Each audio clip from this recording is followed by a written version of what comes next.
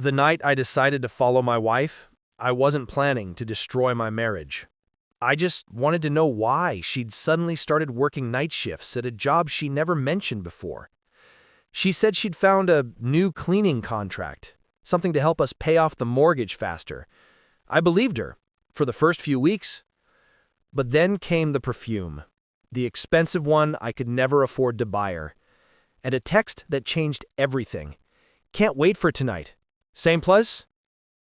I told myself there had to be an explanation. Maybe it was a friend. Maybe she was planning a surprise. But my gut wouldn't let it go.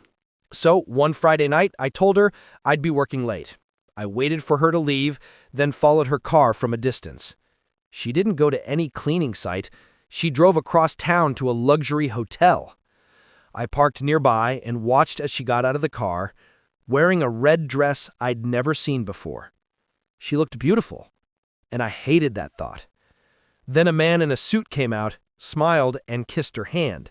They walked inside, laughing like newlyweds. I sat there for an hour. 2 hours. Every minute felt like being stabbed in the chest. At one point, I even walked into the lobby, just to see if maybe I was overreacting. But when I asked the receptionist if Mrs. Evans had checked in, she smiled and said, "Yes, room 312. Would you like me to ring her?" I turned around and walked out. I didn't need to hear her voice to know. My wife was living another life. The next morning, she came home, smiling, pretending to be tired from cleaning. I asked her how work went.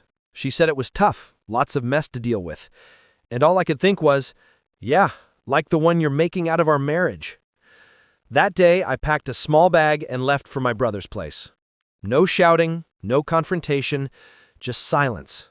The kind that hurts more than any scream. She called me dozens of times, texted me, saying it wasn't what I thought. But when I finally answered, I didn't ask why. I just said, "You could have told me you weren't happy, instead of pretending to be." Sometimes it's not the cheating that destroys you.